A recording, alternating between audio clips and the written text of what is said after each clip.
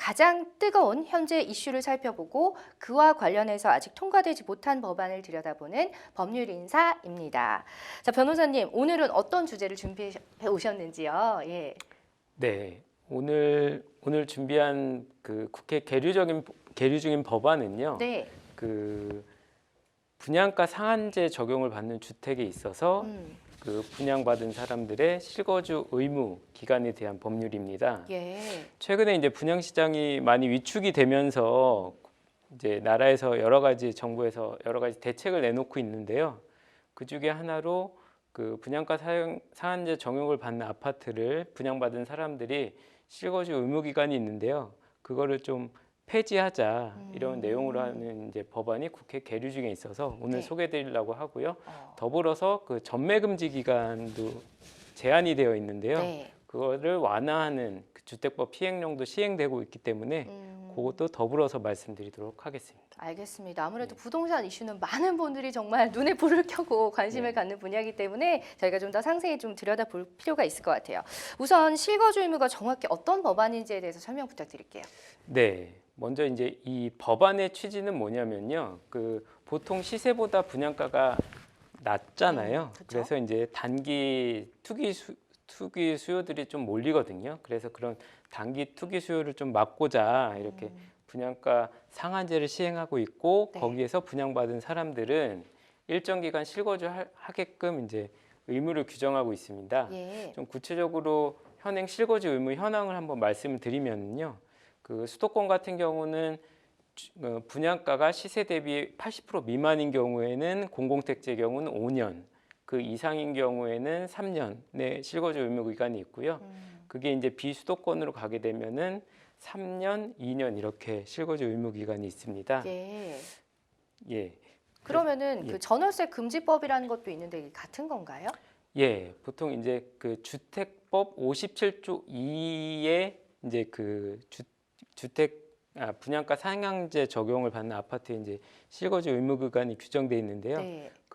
그렇게 되면 이제 실거주해야 되기 때문에 전월세를 놓기가 어렵잖아요. 그렇죠. 그래서 보통 그거를 전월세 금지법이라고 이렇게 부르기도 합니다. 아, 그럼 같은 의미인 거네요. 예, 예. 자, 그 앞서서 말씀하신 분양권 전매 제한 폐지에 대해서도 좀 얘기를 좀 해주실래요? 예. 네. 최근에 이제 주택법 올해 4월 7일에 주택법 시행령이 이제 개정되어서 시행되었는데요. 네. 그 내용은 뭐냐면은 그 전매 금지 기간을 설정을 했는데요. 네. 수도권 같은 경우는 최대 5년, 네. 비수도권 같은 경우는 이제 최대 한 5년 정도였는데 이게 각각 공공택지, 규제지역, 분양가 상향제 이런 지역에 있어서 이게 3년 내지 1년으로 단축되는 그 시행령이 시행되었습니다. 예, 그렇기 때문에 요 기간만 벗어나면은 네. 요 기간만 벗어나게 되면 이제 분양권 얼마든지 전매할 수가 있거든요. 그만큼 이제 그 분양권을 자유롭게 전매할 수 있기 때문에 네. 좀 주택 시장 경기가 살아날 것으로 예상하고 있습니다. 그러면은 그 무순위 청약, 이른바 줍줍이라고 하죠. 그것도 네. 가능해지는 건가요? 예, 그렇죠. 이제 요 네. 전매권 금지되는 기간만 벗어나면은 아, 그렇게도 가능하게 되는 거죠. 그렇군요. 예, 예. 자, 그런데요. 분양권 전매 제한 폐지와 실거주 의무 폐지가 어떤 이유로 이렇게 긴밀하게 밀접한 관련이 있는 건지 궁금해요. 네, 지금 국회 계류 중인 법안은요, 이제 주택법을 개정하고자 하는 그 개정안이 올라와 있는데요. 네.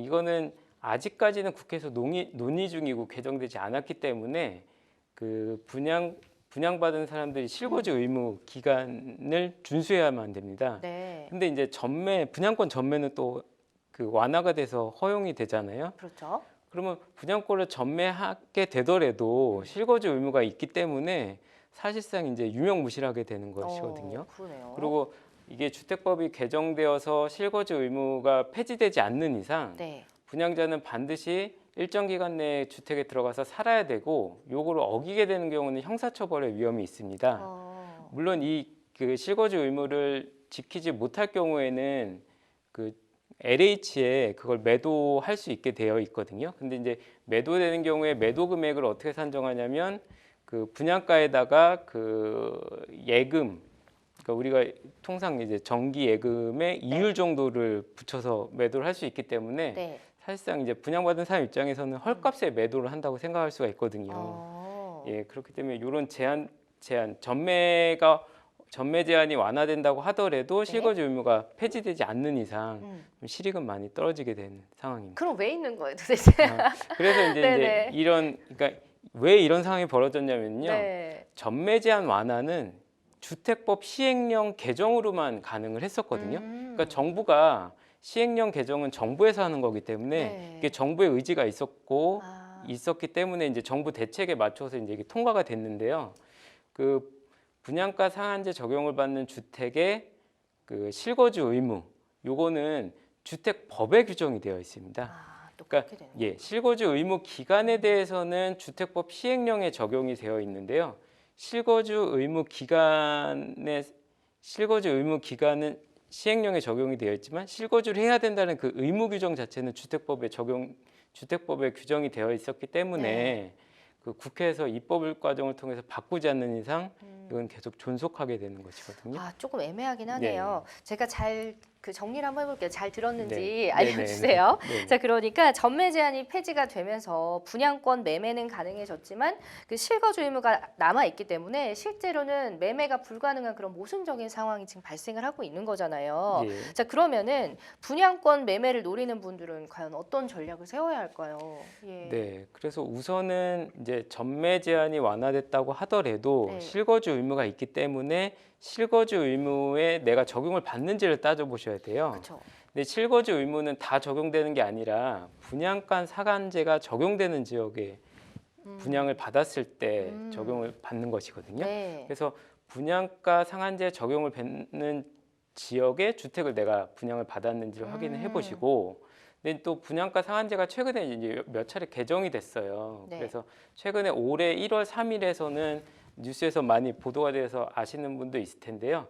강남 3구와 용산구를 제외하고는 서울에서 분양가 상한제 규제에서 풀어줬거든요. 네. 그렇다면 주의하실 점은 근데 내가 분양받을 당시에 그러니까 올해 1월 3일 이전에는 서울의 거의 대부분의 구들이 다 분양가 상한제 적용을 받았어요. 네. 그 때문에 그렇죠. 내가 분양받았을 당시에 분양가 상한제 적용을 받는 지역의 아파트를 샀다면 시기가 중요하네요. 예, 그렇죠. 예. 그 시기를 이제 잘 보셔야 될 것 같습니다.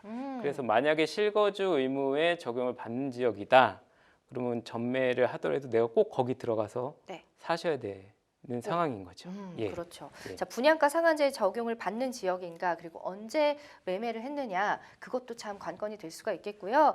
자, 오늘은 실거주 의무 폐지 법안 그리고 전매 제한 폐지에 대해서 저희가 알아봤는데 자칫 잘못하면은 형사처벌까지 받을 수 있다고 하니까 관련 계획 있으신 분들은 반드시 꼼꼼히 확인하시기 바랍니다.